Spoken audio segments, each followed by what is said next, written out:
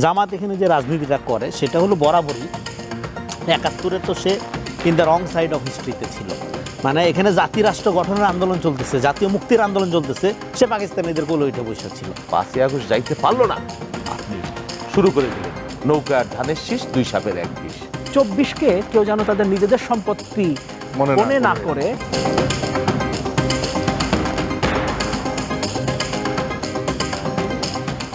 যেরকম রনি একটা বিষয় আনতে চাই, সেটা হলো যেমন শাহবাগে যখন আওয়ামী লীগ নিষিদ্ধের বিষয়ে আন্দোলন চলছিল তখন ওই দিন শুক্রবার রাতে কিছু স্লোগান নিয়ে সামাজিক যোগাযোগ মাধ্যমে অনেক বিতর্ক হয়েছে বা তুমুল বিতর্ক জন্ম দিয়েছে। তো তারপরে আমরা এনসিপি থেকে একটা তাদের ঘোষণাও দেখেছি যে 1947, 1971 বা 2024 সালকে বাংলাদেশের মানুষের ঐতিহাসিক সংগ্রামের অধ্যায়, এগুলো তারা বলেছে। কিন্তু আমার প্রশ্ন হচ্ছে যে যারা এই স্লোগান দেয় এরা আসলে কারা, বা ৭১কে অস্বীকার করে বাংলাদেশের রাজনীতি করার সুযোগ আছে কিনা?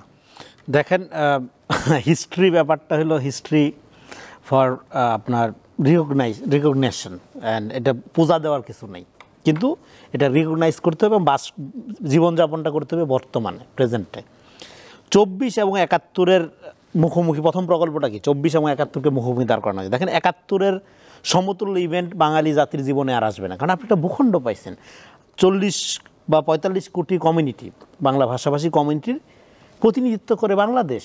সে যেখানেই থাকুক, পৃথিবীর যে প্রান্তে থাকুক, তার হোপ, তার আশা ভরসা বাংলাদেশ। এটা হলো কারণ গ্লোবালি আর কারো এই সেন্টারটা নাই, সে একটা রাষ্ট্র হয় না, আর কেউ পারেনি। পশ্চিমবঙ্গ তাদের পরিচয় কি ভারতীয় বাঙালি, হ্যাঁ। তো ফলে এই যে গৌরব আপনি অর্জন করেছেন এটা ঐতিহাসিক, এবং এর সমতুল্য আর কিছু হবে না। এটা গেলো ১ নাম্বার। আর ২ নাম্বার হইল ২৪টা কি, এবং স্বাধীনতার ব্যাপারটা হলো কি, স্বাধীনতার ২টা ধারা থাকে। একটা হলো ভূখণ্ড দেশ হিসাবে স্বাধীনতা, আর একটা হলো রাজনৈতিক স্বাধীনতা। রাজনৈতিক স্বাধীনতা না থাকলে ভূখণ্ড হিসাবে স্বাধীনতার কোনো মানে থাকে না। যেমন ধরেন আপনি আইয়ুব খান দ্বারা যেভাবে শাসিত হয়েছেন, হাসিনা দ্বারা তার চেয়ে খারাপভাবে হয়েছেন। এটা একটা বিদেশিরা লুটপাট করছে, কিছু রাইখা টেখা করছে, আর স্বদেশি কিচ্ছু রাখেনি, ছাপা করে নিয়ে গেছে। তো আপনার একই ব্যাপারটা। এই জন্য রাজনৈতিক স্বাধীনতার জন্য আপনার বাচ্চাদের জীবন দিতে হইল। ফলে আপনার ইতিহাসের ন্যারেশনটা কি? উই রিভোল্ট টু বিদায় পৃথিবী, তাই না? স্পিরিটটা একই, প্রত্যেকটা মুক্তিকামী ঘটনার স্পিরিট একই, মানে ইভেন্টের। সেটা 47 বলেন, ৭১ বলেন, ৯০ বলেন, একই। কারণ কি? সেটা হলো তারা মুক্তি চায়, হ্যাঁ, তারা অধিকার চায়। তো হলে একটাকে আরেকটার মুখোমুখি দাঁড় করানোর কোনো সুযোগ নেই, একটা আরেকটার পরিপূরক হতে পারে। ৭১-এর যে ড্রিমটা, আপনি মুক্তি চাইছিলেন, আপনি বৈষম্য থেকে নিরসন চাইছিলেন, ২৪-এ আপনি সেই একই কল। ফলে এইটা আপনার মুখোমুখি না, একটা ইতিহাস, একটা জনগোষ্ঠীর ইতিহাস কখনো মুখোমুখি দাঁড়ায় না, এটা কন্টিনিউশন থাকে, ইভেন্টের কন্টিনিউশন থাকে। সেই কন্টিনিউশনে ২৪ একটা ট্রিমেন্ডিয়াস অর্জন। কেন? এই ১৫ বছরের মধ্যে ফ্যাসিবাদের যে বয়ানের মধ্য দিয়ে আমরা ভাবছিলাম যে আমাদের শিক্ষা প্রতিষ্ঠান ধ্বংস হয়ে গেছে, আমাদের ছেলেরা, হ্যাঁ, এই জেনারেশন তো আপনার চরম রকম ভখাটে। কারণ হলো কোনো নৈতিকতার মধ্যে তারা বড় হয়নি। হ্যাঁ, দেখা গেছে যেই ছেলের বাবাটা ঘুষ খেয়ে আইফোন কিনে তাকে ছেলেকে গিফট করছে, সেও আন্দোলনে গেছে, কারণ ও মনে করছে এইটা অন্যায় এভাবে গুলি করে হত্যা করা, এই মডেলের বিরুদ্ধে দাঁড়াইছে। ফলে এইটা একটা নৈতিক অভ্যুত্থান। এই জেনারেশন শুধুমাত্র স্লোগান কিভাবে হয়? হ্যাঁ, এই স্লোগানে কোনো সমস্যা নেই। কেন সমস্যা নেই? এই স্লোগানটাই বাংলাদেশ না। এটা হলো আপনার মন মতো, যদি আপনি মনে করেন যে হ্যাঁ আজকে, এখন দেখেন আপনার অভ্যুত্থানের পরে কি হয়েছে, অভ্যুত্থানের পরে একটা ক্যাজুয়াল অবস্থা। এখানে সবাই সবার রাজনৈতিক মতাদর্শ নিয়ে আগানোর চেষ্টা করতেছে। ফলে এই যে বিচ্ছিন্নভাবে কেউ আপনার ধরেন স্লোগান দিল যে কি গোলাম আজমের বাংলায় শেখ মুজিবের ঠাঁই নেই, তাই না? তো আপনার এখানে এই বাংলার গোলাম আজম ওই বাংলা নাগরিকত্ব পাইছে না, মামলা করে নাগরিকত্ব দেওয়া হয়েছে তাকে। তো শেখ মুজিবও তো নাগরিক, তো এটা শেখ মুজিবেরও বাংলা, গোলাম আজমেরও বাংলা, এবং তাদের ব্যাপারে রায় ইতিহাস দিয়ে রাখছে। এবং যারা এই ধরনের স্লোগানটা দিচ্ছে, পার্টিকুলারলি জামাতের কথা যদি বলেন, জামাত এখানে যে রাজনীতিটা করে সেটা হলো বরাবরই ৭১-এ তো সে in the wrong side of হিস্ট্রিতে ছিল।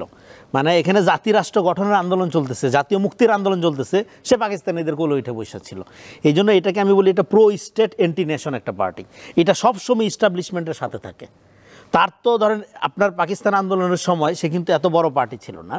যখন দেখলো একটা কেওয়াজ লাগছে ৭১-এর সময়, হ্যাঁ, ওই সময় মুসলিম লীগ বড় পার্টি, জামাত ইসলাম বড় পার্টি না, যখন দেখলো একটা কেওয়াজ লাগছে, সেই কেওয়াজের মধ্যে সে স্টেটের পাশে যায় পাকিস্তান আর্মির সাথে কি বলে যে সহযোগিতা করা শুরু করে দিল। ফলে এইটা আপনি নানা সময়, এরপরেও নানা সময়ে দেখবেন যে সে, এবং এখনও পর্যন্ত দেখেন স্টেট সরকারের দিকে তাকালে মনে হবে কখনো কখনো যে সরকার বুঝি জামাত চালাইতেছে। ফলে জামাত দেশ চালাইলে কেউ কেউ বলে মজা করে যে দেশ কীরকম চলবে তার একটা ট্রেলার হইলো এই গভর্নমেন্ট। হ্যাঁ, সো এখন এইখানে যেটা হচ্ছে দেখেন, মুক্তিযুদ্ধের যে আওয়ামী বয়ান, সেই বয়ানটা মিথ্যা। তার মানে এইটা না যে মুক্তিযুদ্ধের যে কাউন্টার আপনার যারা মনে করতেছিল মুক্তিযুদ্ধটাই ভুল হয়েছে বা মুক্তিযুদ্ধের একটা রিয়াকশনারি জায়গাতে ভারতের ষড়যন্ত্র ছিল, এই বয়ানটা সঠিক নো। মুক্তিযুদ্ধের একটা জাতীয় ইতিহাস লাগবে, এটা একটা জনযুদ্ধ। এখানে শহীদ প্রেসিডেন্ট জিয়াউর রহমান অকুতোভয় সাহস নিয়ে ঘোষণা করেছিলেন উই রিবোল্ট টু বিদায় পৃথিবী। আমি বললাম যে এটাই হলো আমাদের ন্যারেশন। এই জনযুদ্ধকে যখন আপনি হাজির করবেন তখন ৭১-এ কে কী ভূমিকা নিছিল এটা ঐতিহাসিকভাবে তাকে মোকাবেলা করতে হবে। এবং জামাতের জন্য বড় চ্যালেঞ্জ হইল দুইটা, এক হইল ৭১-এর চেয়ে বড় ইভেন্ট তাকে ক্রিয়েট করতে হবে, ক্রিয়েট করে তাকে লিড নিতে হবে, অথবা ৭১-এ সে যে এন্টি ন্যাশন পলিটিক্স করছে এটাকে অ্যাড্রেস করে তাকে আগাইতে হবে। যদি না করে তাহলে সে সকালে বলবে গোলাম আজমের বাংলায় বঙ্গবন্ধুর ঠাঁই নাই, আর বিকালে বলবে কি বঙ্গবন্ধুর বাংলায় বৈষম্যের ঠাঁই নাই। বঙ্গবন্ধুর ছবি নিয়ে আন্দোলন করছে না বুকে নিয়ে, হ্যাঁ, এই অবস্থা হবে। অনেক ধন্যবাদ শহীদুল ইসলাম বাবুল। যেটা বলে ৭১ মানে নট নেসেসারিলি যে আওয়ামী লীগের বয়ান, ৭১ তো আমাদের জীবনে একটা বাস্তবতা। সেই ৭১-কে অস্বীকার করে বাংলাদেশের রাজনীতি করার সুযোগ আছে? না, সুযোগ নেই। ৭১ আমাদের জীবনের, সে যেটা বললো, একটা গুরুত্বপূর্ণ সবচেয়ে বড় অংশ, আমাদের জাতির ভিত্তি, একটা ভূখণ্ডের একটা ব্যাপার। আবার ২৪-এও আমাদের একটা বিরাট পরিবর্তন, আমাদের ১৫-১৭ বছরের একটা পুঞ্জীভূত একটা মানে কি বলে শেকড় গাড়া একটা ফ্যাসিবাদকে জানতেন একটা ব্যাপার না, একটা মহিরু আকার ধারণ করেছিল। আর তার পেছনে একটা ভারত রাষ্ট্র, হ্যাঁ, তাদেরকে যেভাবে, এর জন্যও আমাদেরকে রক্ত দিতে হলো। এখন ৭১-এ আপনার ভূমিকা কী ছিল? শুধু ৭১ না, উনি যেটা বললো জামাত ইসলামের বিষয়ে যদি আমি বলি, 47 থেকেই আপনি ৪১ সালে জামাতে ইসলাম আবুল আলা মওদুদি করাচিতে প্রতিষ্ঠা করার পরে ৪৭-এ যে দেশভাগ হলো পাকিস্তান, তখনও কিন্তু হিন্দ রাষ্ট্রের পক্ষেই তারা ছিল। 71 তো ছিলই, হ্যাঁ, মানে বাংলাদেশের বিপক্ষে সমস্ত জাতি যখন একদিকে। আবার ৮৬ সালে আপনি দেখেন যখন মানে এরশাদের বিরুদ্ধে সবাই ঐক্যবদ্ধ হলো, কমিটেড হইলো যে এরশাদের অধীনে কেউ নির্বাচনে অংশগ্রহণ করবে না, জামাত, এবং ২৪ ঘন্টার মধ্যে আপনার আওয়ামী লীগ চলে গেল ইলেকশনে। আবার ৯৬ সালে আপনি দেখেন যে আওয়ামী লীগ ২১ বছর ক্ষমতা ছাড়া, এই আওয়ামী লীগ কিন্তু আসতে পারতো না। রাইট, এটা গুরুত্বপূর্ণ কথা। হ্যাঁ, এই আওয়ামী লীগ কিন্তু আর এই ১৭ বছর যে ফ্যাসিবাদ কায়েম করলো পারতো না, কিন্তু এটা কামরুজ্জামান সাহেবের বইয়েও লিখছে, জামাতের সহযোগিতা নিয়ে তারা ৯৬ এটা করলো। আবার ২০০৮ সাল 1/11 দেখেন সমস্ত টার্গেট হইলো আলটিমেটলি বিএনপি, বলা হলো যে দুই দলকে -2, আলটিমেটলি কিন্তু মাইনাস বিএনপি। এবং সেই 1/11-এও কিন্তু কি ঢেলেছে জামাত। এবং ২০০৮ সালের নির্বাচনে আমি জানি কিছুটা, সেজন্য বলছি বিএনপি তখন পার্টিসিপেট করার মতো অবস্থায় ছিল না বা করতেও চাই নাই। জাস্ট এই যারা মানে দুর্ভাগ্যজনক যারা শহীদ হয়ে গেছেন তারা বলছেন তাদের প্রেসারে বিএনপি তখন নির্বাচনে যাইতে বাধ্য হলো। আবার ১৪ সালে বিএনপি যাবে না, মানে কি যাবে নির্বাচনে, তখন আবার মানে তাদের প্রেসারে, তাদের বক্তব্য এরকম, তাদের এই আছে ওই আছে, সব উল্টাই দিবে পাল্টাই দিবে, হ্যান করবে ত্যান করবে। তার মানে কি?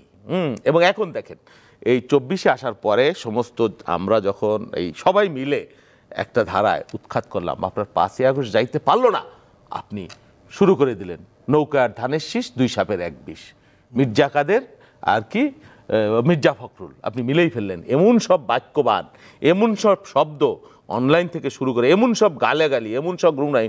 বিষয় হলো কি, আপনি বিএনপিরে বাদ দিয়ে ঘাড়ের পর চেড়ে আপনি ক্ষমতায় চলে যাবেন। প্রশ্ন তো তখন আসবে, সরকারের মধ্য থেকে আসছে, তাদের মধ্য থেকেই আসছে। আমরা কিন্তু বলিনি যে এই ৫ই আগস্ট পরবর্তী তারা যেটা শুরু করেছে, হ্যাঁ, তো এখন তো প্রশ্ন আসবেই, আপনি ৭১-এ গণহত্যার যদি আপনি অংশীদার হন, ২৪-এ অংশগ্রহণ করে সেটা তো আপনি ঢেকে দিতে পারবেন না।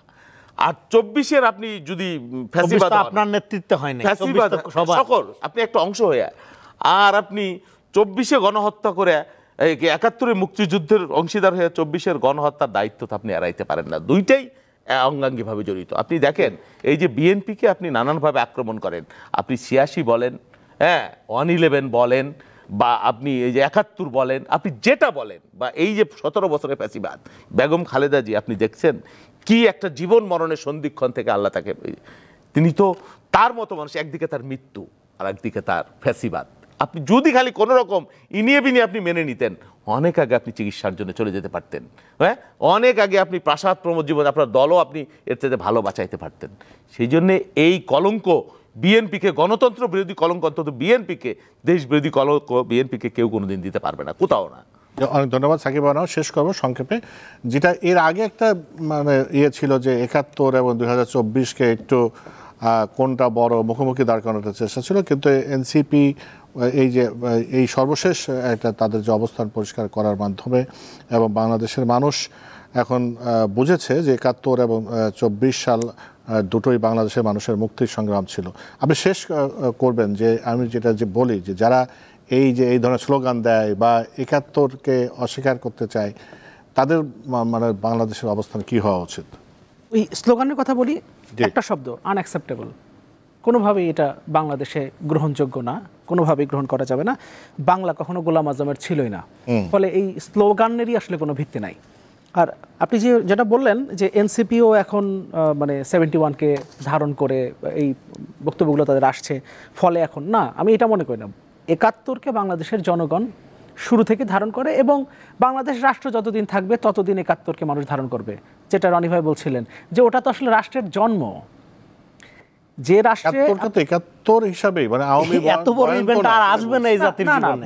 মানে আওয়ামী লীগ যে বয়ান তৈরি করেছে, আপনি সত্যিকারের ইতিহাসটা সামনে নিয়ে আসেন, সেটাই বলছি, সত্যিকারের ইতিহাসটা সামনে নিয়ে আসেন। কিন্তু আওয়ামী লীগ ওটাকে ব্যবহার করেছে, মুক্তিযুদ্ধের চেতনা বিক্রি করেছে তারা। এই কারণে আপনি মানে ৭১কে ছুঁড়ে ফেলে দিবেন, বাংলাদেশের জনগণ সেটা কখনোই অ্যাকসেপ্ট করবে না।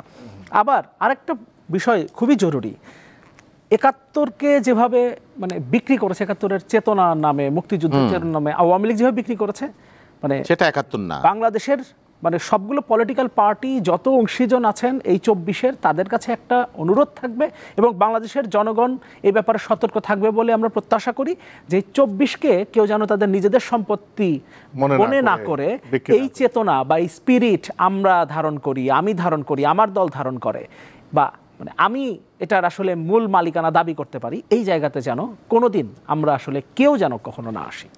অনেক ধন্যবাদ রেজাউল করিম রনি, শহীদুল ইসলাম বাবুল এবং সাকিব আনোয়ার। প্রিয় দর্শক, আপনাদেরকে অনেক ধন্যবাদ আমাদের সঙ্গে থাকার জন্য। আজ এ পর্যন্ত, সবাই ভালো থাকবেন।